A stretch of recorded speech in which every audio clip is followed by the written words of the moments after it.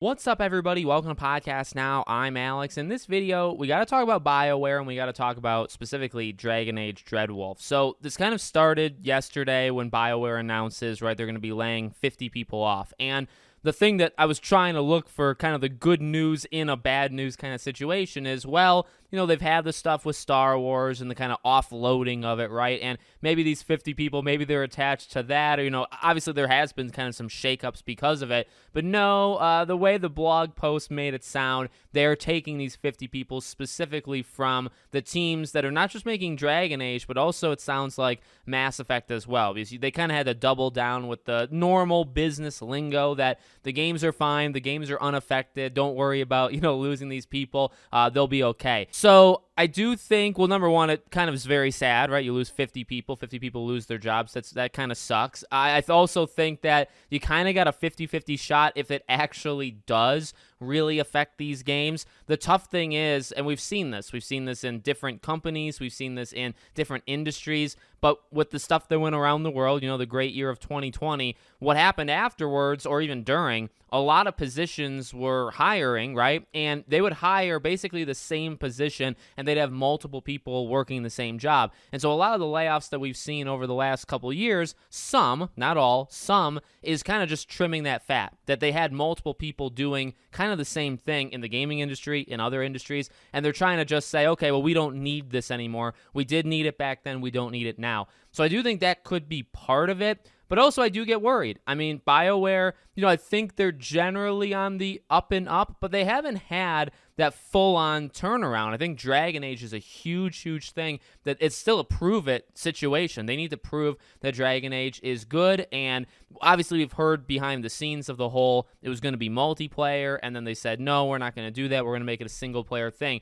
So Dragon Age was almost, quote-unquote, saved behind the scenes years ago. But again, the thing is, the game needs to come out and the game needs to be a really good game, and then they need to do it again a second time with Mass Effect in order, I think, to win a lot of people back and say, okay, BioWare is truly back. You can hire the right people, which they seemingly have done for Mass Effect.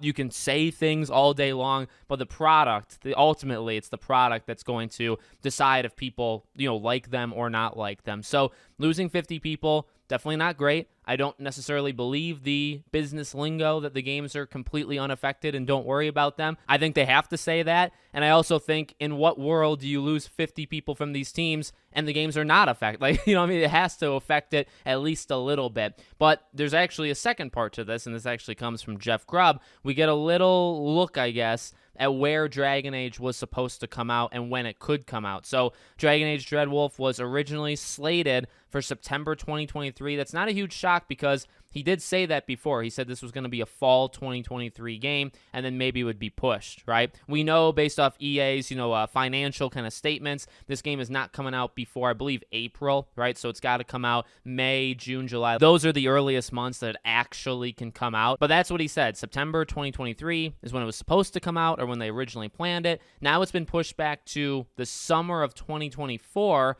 but that it could even be pushed back further than that. Leading into Gamescom, I feel like it was kind of a safe prediction. I think Dragon Age is coming out next fall. So that's why I even thought it was possible that we could maybe see it at Gamescom, because it came out in the next year and the whole Jeff Keighley kind of criteria, right? So I was kind of right. And, well, actually, maybe I was a little bit too late, right? I'll take this game in July or August. But you know what? To be honest with you, with everything happening at BioWare, with games always getting delayed, right? What game doesn't get delayed? And this game, behind the scenes, has been delayed multiple times now, right? So it's not necessarily in the public eye, but behind closed doors, this game has been pushed a few times. So I would just imagine, let's do one more. Instead of it coming out in the summer, I just assume EA will push it one more, or BioWare, right? They'll push it one more time, and the game will come out in the fall. So hopefully, like an October, November range of next year is hopefully when it comes out. Mass Effect, I mean, for the love of God, that's going to be quite a while. I don't think it's actually going to be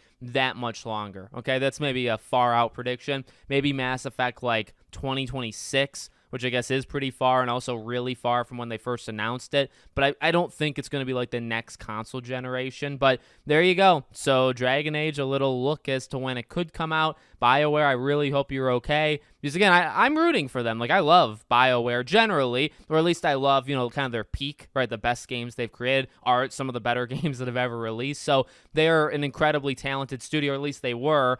And again, they've made some really bad decisions and bad moves, but they have kind of course corrected behind the scenes. But it's about the final product. You can't, again, like, you talk all this talk, and I'm not saying they are, but like, this could happen. You need to deliver with Dragon Age. So ultimately, take all the time you need. But the layoffs or the firings or whatever, not a great look. Maybe that ties into the game. You're going to get pushed even more. You keep firing people, you're going to have to move the game even further. So we'll see what happens. So let me know what you guys think. Make sure, as always, you're subscribed, bell icon turned on. If you want to follow or support me anywhere else, all my social media links are in the description below. Thank you for watching, and hope to see you all on the next one.